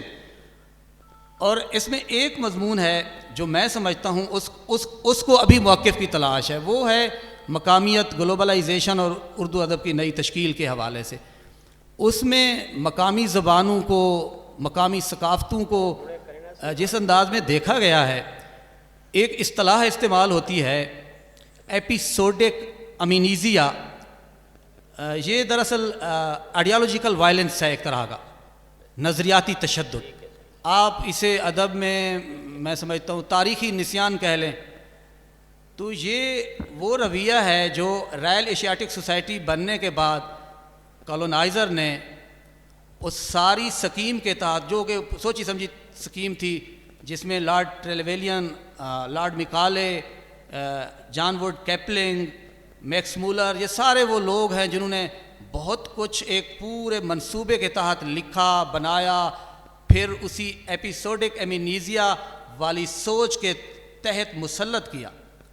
تو آرین کی یہ تھیری بھی کہ وہ حملہ آور ہیں, تو میکس مولر نے اپنی تحریروں میں کئی جگہوں پہ یہ لکھا ہے کہ یہ تو ہم نے اس طرح سے کیونکہ بنانا تھا، پیش کرنا تھا، یہ ہماری اس وقت کی ضرورت تھی، تو کیونکہ انہوں نے ہی اس ریاست کو چھوڑا، تو جب وہ چھوڑ کے گئے تو وہ ساری علمی روایت، وہ ساری فکری روایت، وہ ساری سیاسی روایت، تو ہم نے بظاہر سیاسی اور انتظامی معاملات میں آزادی تو حاصل کر لی، لیکن وہی علمی روایت بھی رائج ہوئی، وہی سیاسی روایت بھی رائج ہوئی، اور وہی فکری روایت بھی رائج ہوئی جو آج بھی رائج ہے۔ تو اس کتاب کے تحقیقی مقالات کا مجموعہ یہ راستہ دکھاتا ہے کہ موقف کھوجا جاتا ہے، اس کو تلاش کرنا ہوتا ہے۔ تو زمین زادوں کے لیے یہ بہت خوش آئندہ بات ہے کہ کھوجیں گے کوئی نیا راستہ، اس کھوج کے بعد کوئی رائے دیں گے تو اس رائے کی، اس موقف کی کوئی حیثیت بھی ہوگی۔ سو آپ نے ہم پہ جو امپوز کیا ہے علم، جو مسلط کیا ہے، وہ علم نہیں، وہ رائے نہیں، وہ آپ کی خواہش ہے، وہ آپ کی قبضہ گیریت کا راستہ ہے، وہ آپ کے استعمار کا راستہ ہے۔ شکریہ۔ بہت اعلیٰ، بہت شکریہ۔ اب میں ڈاکٹر خاور سے ملتمس ہوں کہ اس کتاب کے جتنے بھی مندرجات ہیں اور جتنے آپ نے موضوعات اس کے اندر پیش کیے، اس میں بڑے ہی فکر انگیز چیزیں ہیں۔ مثلاً یہ ہے کہ جو آپ کی فکری جڑت ہے اس کو عقیدہ نہیں بننا چاہیے، وہ نظریہ رہنا چاہیے، نظریے میں لچک ہونی چاہیے، اور خاص کر آپ نے اردو زبان کے حوالے سے یہ کہا کہ نئے زمانے میں زبان وہی زندہ رہے گی جو سمجھی جائے گی، جس کو سمجھنا آسان ہوگا، جس کو بولنا آسان ہوگا، جس کو لکھنا آسان ہوگا۔ تو یہ بڑے ہی ایک مختلف موضوعات ہیں۔ تو میرا سوال یہ ہے کہ یہ پہلا مرحلہ تھا آپ کا اس کتاب کا کہ آپ نے یہ اپنے موقف جو ہے اس کے اندر پیش کیے۔ اب اس تنقیدی رویے کو آگے کیسے بڑھایا جا سکتا ہے؟ بہت شکریہ سجاد صاحب۔ گزارش یہ ہے کہ ایک بات اگر ہم سمجھ لیں، تھوڑا سا اس پہ کلیئر ہو جائیں تو بہت سے معاملات سیدھے ہو سکتے ہیں۔ There is nothing out of ideological discourse۔ دنیا کا کوئی بھی متن کسی آئیڈیالوجیکل ڈسکورس سے باہر نہیں ہے۔ اب پرابلم یہ ہے کہ جب آئیڈیالوجی کا لفظ آتا ہے نا، تو ہمارے ذہن میں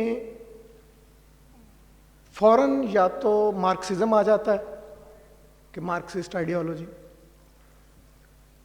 یا اس کے مخالفین آ جاتے ہیں، یا پھر کوئی مذہبی ڈسکورس آ جاتا ہے کہ جی یہ ایک آئیڈیالوجی ہے۔ جس نظریہ حیات کے تحت جو بھی شخص زندگی گزارتا ہے وہ اس کی آئیڈیالوجی ہے۔ وہ نظریہ حیات کوئی بھی ہو سکتا ہے، وہ رفعت صاحب کا ہو سکتا ہے، وہ میرا ہو سکتا ہے، وہ آپ کا ہو سکتا ہے، وہ کسی بھی مذہبی آدمی کا ہو سکتا ہے، وہ کسی مارکسسٹ کا بھی ہو سکتا ہے۔ اس ایک خاص اپروچ کے ساتھ میں نے ہمارا جتنا بھی لٹریچر ہے اس میں سے کچھ حصے منتخب کیے اپنی پڑھت کے لیے اور پھر ان پہ لکھا ہے۔ یہ تلاش اس لیے ہے، لفظ میں نے اس لیے استعمال کیا تلاش کا، کہ ہماری تنقید میں سے یہ آئیڈیالوجی آج آپ کو بہت کم نظر آئے گی، یہ نکل چکی ہے۔ پوسٹ ماڈرنزم نے، نئے نظریات نے وہ آپ کو سمجھایا کہ جی مصنف کی موت ہو چکی ہے، متن آزاد ہے، آپ متن کا تجزیہ کریں، آپ کے سامنے یہ جو لکھا ہوا ہے یہ کسی ساخت میں قید نہیں ہے، یہ آزاد ہے۔ بنیادی طور پر یہ فکر وہاں سے آ رہی تھی جہاں پہ متن کو آزاد سمجھا جا سکتا ہے. یہ متن کا مسئلہ نہیں ہے, یہ تخلیق اور تخلیق کار کس طرف لے کے جاتا ہے یہ پرابلم. آپ دنیا کی کسی بھی آئیڈیالوجیکل سوسائٹی میں, نظریاتی ریاست میں رہتے ہیں, یہ مسلم ریاست ہے, کیا آپ یہاں پہ تخلیق اور تخلیق کار اس کا رشتہ توڑ کر بات بھی کر سکتے ہیں؟ نہیں کر سکتے. اب ہم نے بغیر بہت سی چیزیں سوچے ان جو مغرب سے درآمد ہو رہے تھے نظریات, ان کو اٹھا لیا. ہم وہ اصطلاحات بھی استعمال کر رہے ہیں. مابعد جدید تناظر ہے جی, مابعد نوبادیاتی تناظر ہے, اور بہت سے اس قسم کی اور بھاری بھرکم اصطلاحات. ہمارا مقامی طرز استدلال بھی کوئی نہ کوئی ہمارے پاس تھا اور ہے. ہمیں لٹریچر لکھنے والا آزاد ہے, تخلیق کار آزاد ہے, لکھ دیں. رفت صاحب جو مرضی لکھ دیں ناول میں, شاکر بھائی جو مرضی شاعری کریں, جس مرضی آئیڈیالوجی سے کریں. میں جب اس کو پرکھنے بیٹھوں گا تو میں بھی اپنے اس نظریہ حیات کے تحت اس کو پرکھوں گا. اب میں اگر مقامی آدمی ہوں تو میرا طرز استدلال مقامی ہے. اگر میں مغرب سے آیا ہوا یہاں پہ ہوں تو میں گلکرسٹ کی طرح اسی فکر کے ساتھ ان چیزوں کو دیکھوں گا, گریریسن کی طرح اسی طرح سے دیکھوں گا. اگر میں مکہ سے ہجرت کر کے یہاں آیا ہوا ہوں, کوئی صوفی ہوں, تو میں یہاں کی چیزوں کو اپنے اسی پرسپیکٹو کے ساتھ دیکھوں گا. تو اس کتاب میں جتنے بھی مضامین ہیں, کچھ پہ بات کی محبوب تابع صاحب نے, وہ سارے بنیادی طور پر وہ مقامی طرز استدلال کے ساتھ لٹریچر کو دیکھنے سمجھنے کی ایک کوشش ہے. میں نے اس میں ایک جملہ لکھا ہے کہ اگر آپ نے یہ, اس کے میرے سامنے بیک فلیپ پہ اس کے موجود ہے, کہ اگر آپ نے سجاد نعیم کے کسوال میں رہنے والے کسی شخص کا دکھ سمجھنا ہے تو آرٹس کونسل میں بیٹھ کے سمجھ نہیں آئے گا, آپ کو اس کی اسی چوپال میں جا کے بیٹھنا پڑے گا جہاں سے اس کا تعلق ہے.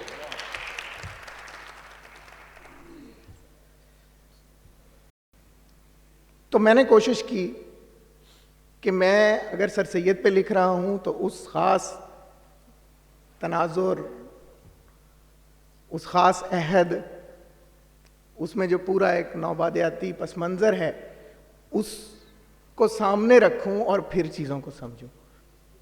پروگریسو موومنٹ پہ لکھ رہا ہوں تو اس کا پورا جو ایک سٹرکچر ہے, میں سٹرکچر کو توڑ نہیں سکا معذرت کے ساتھ, میں اس کا قائل نہیں ہوں. میری ایک اپنی بنت جس طرح سے ہوئی ہے, میں اس سٹرکچر کا قائل ہوں. اس کے اندر متن موجود ہے, آپ کی تخلیق اس کے اندر موجود ہے, اور آپ کو اسی سٹرکچر کے اندر جا کے بیٹھنا پڑے گا, اس کو دیکھتے ہوئے اس کی توجیہ یا تعبیر کرنی پڑے گی. بہت سے مضامین پہ بات کر لی محبوب تابش نے. ایک میرا پسندیدہ مضمون اس میں ناصر کاظمی پہ ہے. اب ناصر کاظمی کا جب بھی ذکر آیا, مطلب میں نے بطور طالب علم بھی جب دیکھا اور جب اس کو پڑھایا بھی, کہ یار جس بھی نقاد کو اٹھائیں, ناصر کے ہاں جی ہجرت ہے, یاد ہے, اور اس نے پوری شاعری جو ہے وہ اسی تناظر میں کی ہے. اس کے اندر سے جس گھر سے وہ اٹھ کے آیا اس کا دکھ نہیں گیا. یار آپ یہ سمجھ ہی نہیں رہے ہیں کہ اس کی ایک اور رخ بھی ہو سکتا ہے. ناصر جس شہر میں آیا ہے اس کی جو سائیں ہے, آپ اس کو اس نئی صورتحال کے ساتھ جوڑ کر دیکھنے کو تیار ہی نہیں ہے جو 47 کے بعد کی ہے. آپ کو فیض تو نظر آ, کیونکہ فیض کے ساتھ ایک لگ گیا کہ جی انقلابی ہے, آپ کو نظر آ گیا کہ جی اس نے کہہ دیا یہ داغ داغ اجالا, یہ شب گزیدہ سحر وہ انتظار تھا جس کا یہ وہ سحر تو نہیں، یا ابھی چلے چلو کہ ابھی منزل ابھی نہیں آئی. لیکن آپ کو ناصر کی طرف اس لیے دھیان نہیں جاتا کیونکہ کبھی کسی نے سوچا ہی نہیں کہ یار ناصر بھی کوئی ریزسٹنس کی بات کر سکتا ہے. مایوس نہ ہو اداس راہی، پھر آئے گا دور صبح گاہی. اس کا مطلب ہے جو آیا ہے دور وہ صبح گاہی کا نہیں ہے بھائی، مایوسی ہے. آئینے جہاں بدل رہا ہے بدلیں گے اوامر و نواہی. تو یہ بدلاؤ کی بات، یہ اس قسم کی ایک لے، یہ میں نے جب اس کو دیکھا تو، اور اس طرف میں حیران تھا کہ کسی کا اس طرف دھیان نہیں گیا.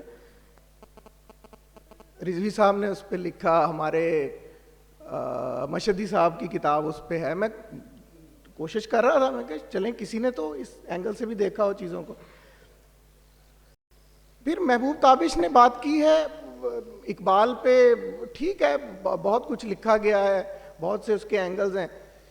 میں نے اقبال کو پڑھتے ہوئے ایک میرے سامنے بات آئی کہ یار اقبال نے، یہاں اس ہال میں بیٹھے کتنے لوگوں کو پتہ اقبال نے ایک کتاب لکھنا شروع کی تاریخ تصوف. 2 چیپٹرز لکھے، تیسرے چیپٹر سے منصوبہ منقطع ہو گیا، وہ ختم کر دیا کہ جی یہ میں نہیں لکھوں. جب انہوں نے تصوف پہ پکڑ کی، وہی تصوف جس پہ سائیں ابھی بات کر رہے تھے کہ جس تصوف کے پیچھے ہمیں چھپا دیا گیا، اور اقبال نے بھی اس پہ پکڑ کرنے کی کوشش کی ہے سائیں. لیکن جب اقبال کو آگے سے حضرت نظام الدین اولیاء کے ورثاء میں سے خواجہ حسن نظامی ٹکرے اور انہوں نے اقبال کو ٹکا کے جوابات دیے اور ان کے خلاف لکھا مختلف، تو اقبال نے وہیں وہ کتاب لکھنا چھوڑ دی کہ جی یہ میں کس کھکھر میں ہاتھ ڈال رہا ہوں. ٹھیک ہے وہ ہمارا مفکر پاکستان ہے، بڑا بہادر آدمی ہوگا، لیکن بہرحال ان کے ڈر سے اس نے لکھنا چھوڑ دیا. اب یہ چیزیں، یہ ایسی کی بہت سی باتیں ہیں جو آپ کو اس کتاب میں ملیں گی. پھر جو بات ہو رہی ہے کہ کون سی زبان، آپ نے پوچھا مجھ سے سوال کہ جی کون سی زبان کس طرح کی زندہ رہے گی. دیکھیں اب چونکہ اسد حریف صاحب چلے گئے تو میں زبان پہ یہ بات کر سکتا ہوں کہ آپ اگر اردو کو لکھنؤ کے زمانے میں واپس لے جانے کی کوشش کریں گے اور آپ یہ سمجھتے ہیں کہ اس میں وہی خالص اصطلاحات اور وہی زبان بھاری بھرکم اس کے ساتھ آپ اس زبان کو لے کے چل سکتے ہیں، تو معذرت کے ساتھ گلوبلائزیشن کا پورا سیٹ اپ دیکھتے ہوئے، اس بہاؤ کو دیکھتے ہوئے مجھے یہ ممکن نظر نہیں آتا. اور اس پہ میں نے لکھا ہے زبان وہی زندہ رہے گی اب جو اس بہاؤ کے ساتھ خود کو بہنے کے لیے تیار کرے گی. یہ جو کسی بھی ملٹی نیشنل کمپنی کے لیے ٹارگٹ مارکیٹ ہے، جو اس ٹارگٹ مارکیٹ میں لینگویج بولی جا رہی ہے وہی زندہ رہے گی، اور وہ ملٹی نیشنل کمپنی بھی وہی لینگویج یوز کرے گی. اگر اس نسل کو مستقبل میں اس اسکرپٹ سے کاٹا گیا تو یہ رومن اسکرپٹ قبول کر لے گی، یہ اسکرپٹ ختم ہو جائے گا. لیکن اس نسل کے ساتھ آپ کو جوڑ کر کے چیزیں دیکھنا پڑیں گی. آپ جتنا مرضی کوشش کر لیں جی ہم وہ مشکل اصطلاحات اور وہ ہم بھاری بھرکم ادبی زبان لکھیں اس زمانے کی، وہ نہیں رہے گی. میں نے اس میں ایک مثال دی ہے کہ اگر آپ کے حکومتی ادارے ڈینگی ختم کریں کی بجائے ڈینگی موقعیں لکھنا شروع کریں گے اور یہ ڈینگی موقعیں ہی معروف ہوتا جائے گا تو یہی لفظ رائج ہو جائے گا اور آپ کو قبول کرنا پڑے گا اپنی لغت میں. انگریزی کے ساتھ اسی طرح ہوا ہے. یہ اس قسم کے کچھ اور موضوعات بھی ہیں جن بات ہوئی ہے. بہرحال بہت شکریہ. ہمدانی صاحب کہہ رہے ہیں کہ چائے ٹھنڈی ہو رہی ہے، لیکن میں بہرحال ایک سوال رہ گیا تھا رفعت صاحب سے پوچھنا ہے. آپ نے سر کہا کہ جو نیلی سلیں ہیں انہوں نے کچھ چیزوں کو چھپایا ہوا ہے اور ان کے پیچھے اصل کہانی ہے. یہ رنگ تو شناخت بن چکا ہے اس خطے کی، اس وسیب کی، اور پھر آپ کیسے یہ چیزیں جو ہے کہ آپ کا موقف اس سے تھوڑا مختلف نظر آتا ہے، تو آپ اس کو کیسے بیان کریں گے؟ ملتان جیوے، ملتان دا لیلا رنگ جیوے، ملتان دیا لیلیاں سلھاں جیون، دنیا دا سارا سنہپ جیوے، صوفیاء جیون. ایک بندے دی، ایک وسوں دے ایک بندے دی، ایک دھرتی تے رہن والے ایک بندے دی ایک چھوٹی جی دید دا مسئلہ ہے کہ نیلی سلھ صرف ایک کیمیا تو بنی ہوئی ہے، گلیس بروٹائل دی گال نہیں. سارے نام بھی نیلیاں سلھاں ہیں، لفظ بھی نیلیاں سلھاں ہیں، بہت ساری اخلاقیات نیلیاں سلھاں ہیں، جن دے پیچھو بہت سارے شئیں ملفوف ہیں. اور میں سمجھدا کہ کوئی شئیں کو جیڑی چیزاں جویں امتناعات ہیں، ٹیبوز ہیں، ایک بد ہیں، انہاں نال ساری حیاتی نہیں دیکھنا. جی میں عرض کیتا کہ خطہ تصوف دا خطہ ہے، میں ملتان وچ بولندا پیاں، انڈس سیولائزیشن چوں سندھ ویلی چ بولندا پیاں، جتھے صوفیاں دے نال لوگوں دی ایک محبت دا بہت بڑا رشتہ ہے. میرا ایک اپنا اسپیکٹ ہے جن نال میں تصوف دی گال کیتی ہے، یا میں یہ آکھے کہ بلو ٹائلز جڑا نیلیاں سلھاں ہیں اپنی رینج وچ بہت ساریاں شئیں کو لکیندن، اور ایک پوسٹر ہیں جنہاں تو لکھیا ہوئے ای تو اگاں سوچن منع ہے. بلو ٹائلز کتھیں بحث دا باعث بھی بن دین، سارے احترام اور ایک تقدیس کو پیدا کرندے ہوئے بہت ساری چیزیں دے سوچن یا اگو گال کرن تو ڈکیندن. تو گال تو اس ساری تقدیس تو اگاں دی ہے. میں دھرتی تے رہنا، میرا نام رفعت عباس، عربی اورینٹڈ نام ہے. میں اپنے نام محبت کرنا، میرے والدین نے رکھے، میں اپنے نام محبت کرنا، اور سب دوستوں دے نام نال محبت کرنا. وہ بھاویں عربی اورینٹڈ ہے، بھاویں فارسی اورینٹڈ ہے، تو لیکن نام بھی کتھائیں گلیس بروٹائلز ہیں جڑا بندے دے نال گنڈھیا ہوئے. میں تفصیلی میں گال نہیں کرنا چاہتا. مثال بہت سارے لفظ سارے وہ بھی گلیس بروٹائلز ہیں. اساں دے پچھوں لفظ دی پوری ایٹمالوجی دے نال یا دی پوری روٹس دے نال اساں گنڈھے ہوئی کوئی نہیں. وہ لفظ بھی کتنے ملفوف ہیں.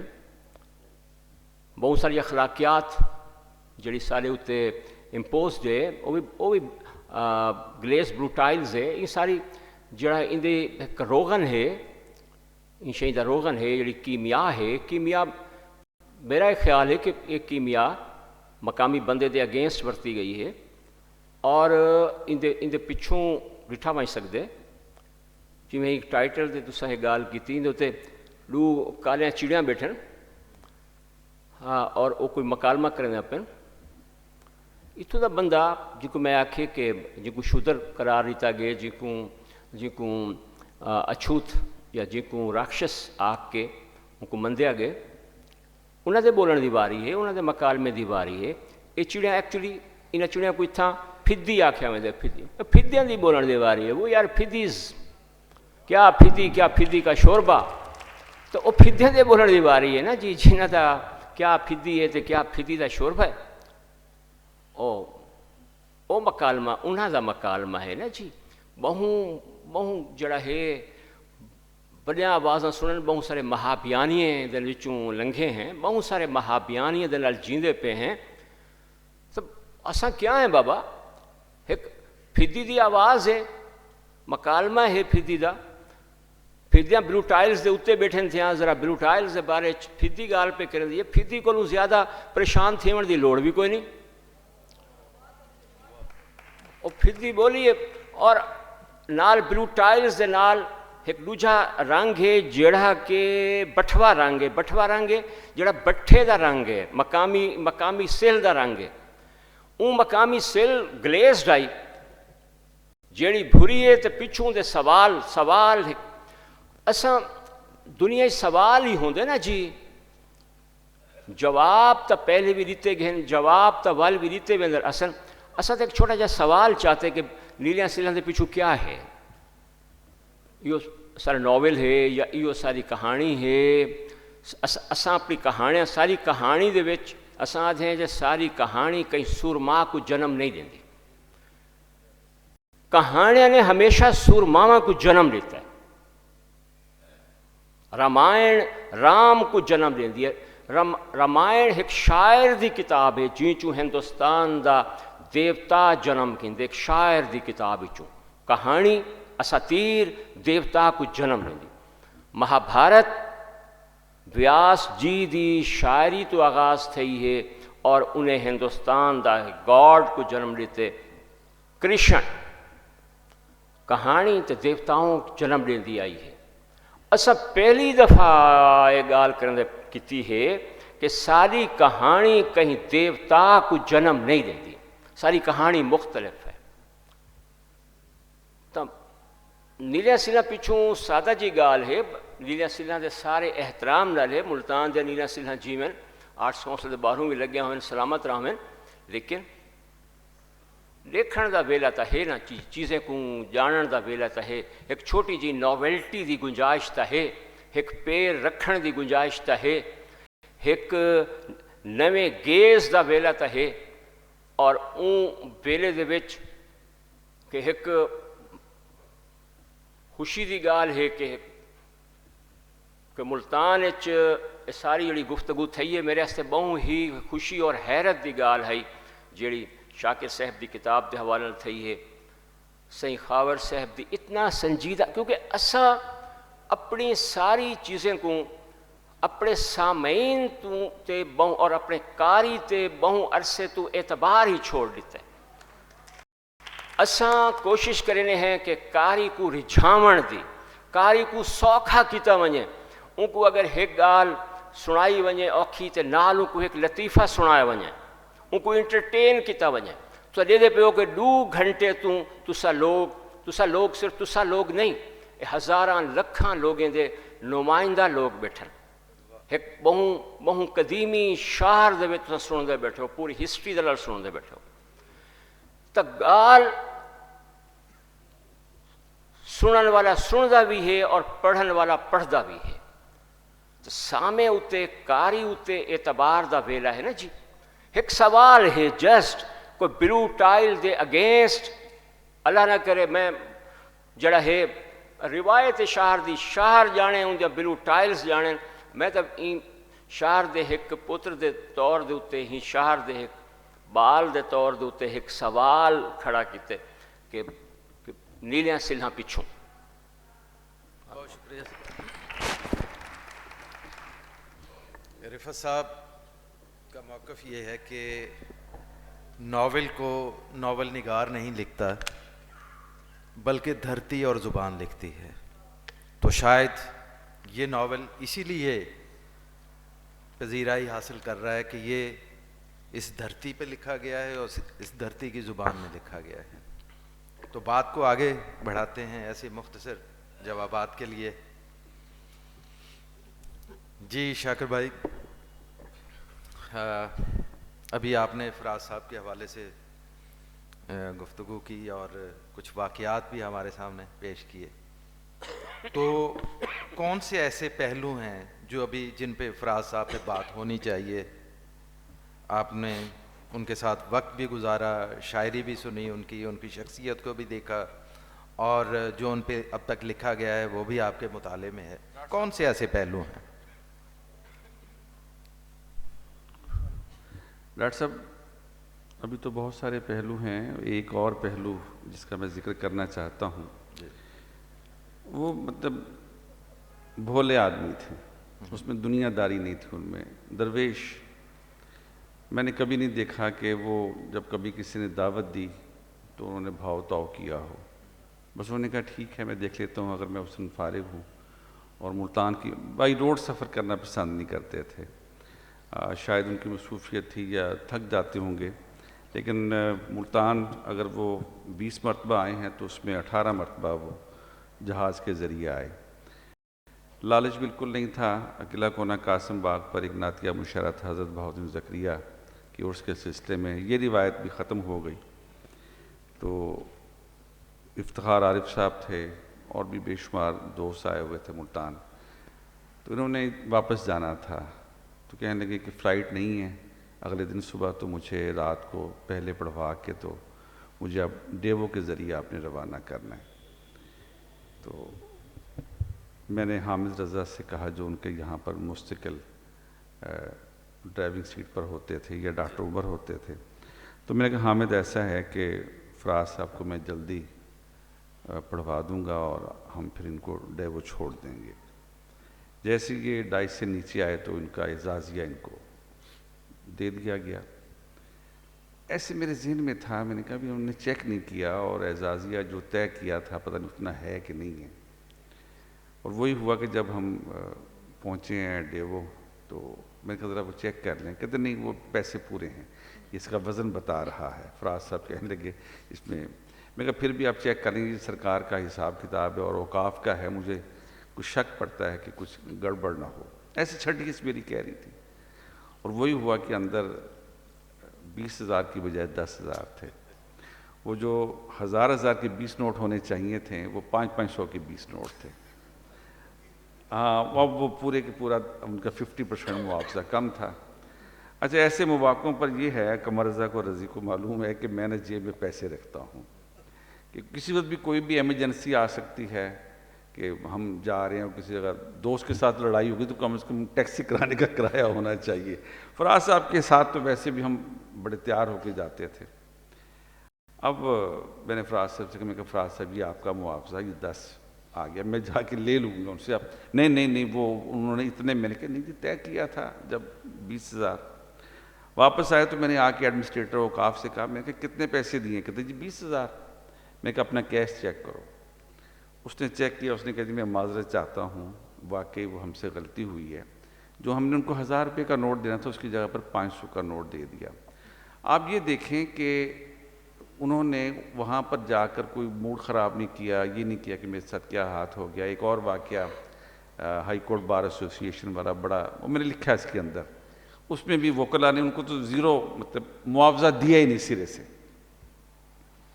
اور معاوضہ بھی نہیں دیا، ایئر ٹکٹ نہیں دیا، ہوٹل کا اسٹے بھی نہیں دیا. لیکن وہ ناراض نہیں ہوئے. اس کے لیے میں نے اور رضی نے کوشش کی، اور ڈاکٹر عمر کے والد شیخ فاروق صاحب ہوتے تھے، ان کو کہا. ریاض لطیفی صاحب آئے تو بہت مطلب معمولی سی رقم ان کو ملی، لیکن انہوں نے یہ نہیں کہا کہ میں آئندہ ملتان نہیں آؤں گا. اور ایک واقعہ اور سنانا چاہتا ہوں. ان کی شخصیت بڑی شاندار تھی.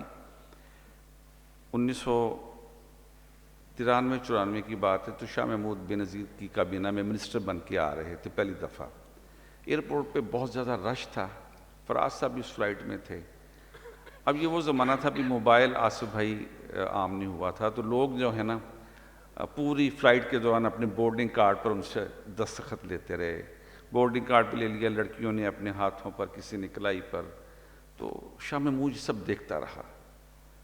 اس نے کہا فراز صاحب میں سوچ رہا ہوں کہ آج میں وزیر بن کے پہلی دفعہ ملتان جا رہا ہوں، میرے لیے میرے حامیوں نے استقبال کے وہاں پر لوگوں کو اکٹھا کیا ہوا ہے، مجھے معلوم ہے بہت بڑا استقبال ہے، لیکن میں سوچ رہا ہوں صدا کی بادشاہی آپ کے پاس ہے. ہم تو جب جیتتے ہیں تو تب لوگ ہمارے پیچھے آتے ہیں، لیکن میں دیکھ رہا ہوں کہ پوری فلائٹ کے دوران جو ہے لوگ آتے رہے ہیں اور آپ کے ساتھ آٹوگراف. یہ مطلب ان کی شخصیت کا یہ پہلو تھا.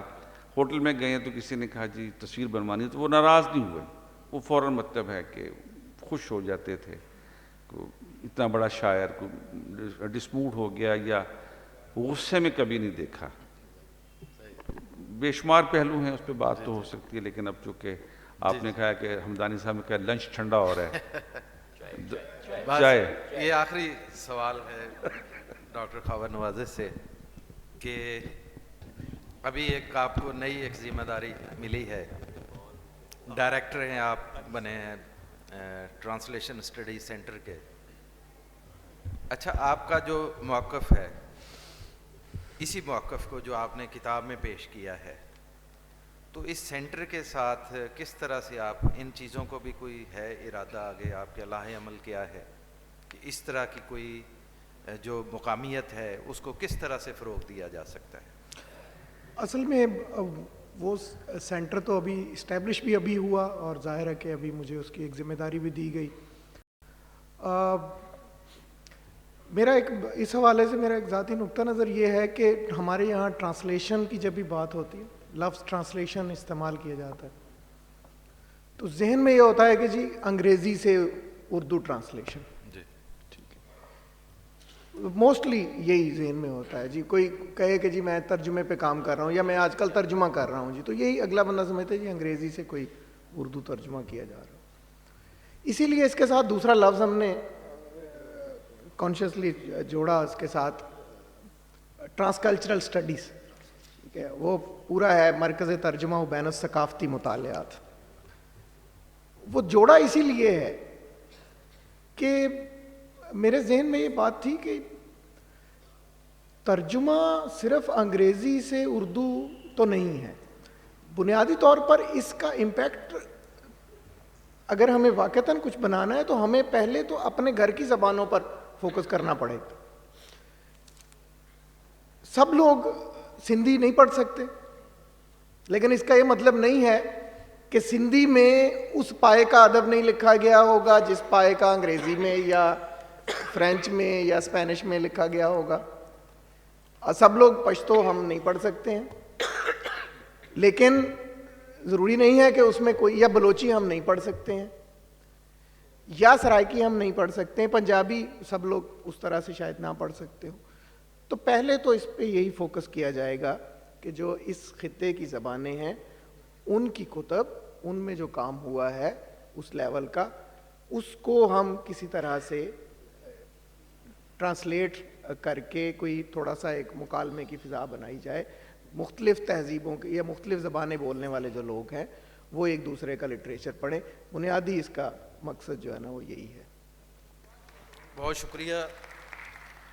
باتیں بہت سی ہیں اور جو احباب موجود ہیں یہ اس شہر کی شناخت ہیں علمی اور ادبی اعتبار سے. اگر کئی نشستیں بھی ہوں تو یہ گفتگو تو چلتی رہے گی, لیکن چونکہ حمدانی صاحب کا حکم ہے کہ جی تو نمائش بھی ہے پیچھے, کچھ دوست اگر اس کو دیکھنا چاہیں, پینٹنگز کی اور باقی کرافٹ بازار بھی ہے تو وہ بھی دیکھ سکتے ہیں, اور باقی جو ہمارے ساتھ شامل ہونا چاہیں وہ بھی. تو آپ سب کا بے حد شکریہ, بہت اچھی گفتگو رہی اور بڑے اچھے مکالمہ ہوا. تو بار دیگر آپ سب کا بے حد شکریہ. گروپ فوٹو کے لیے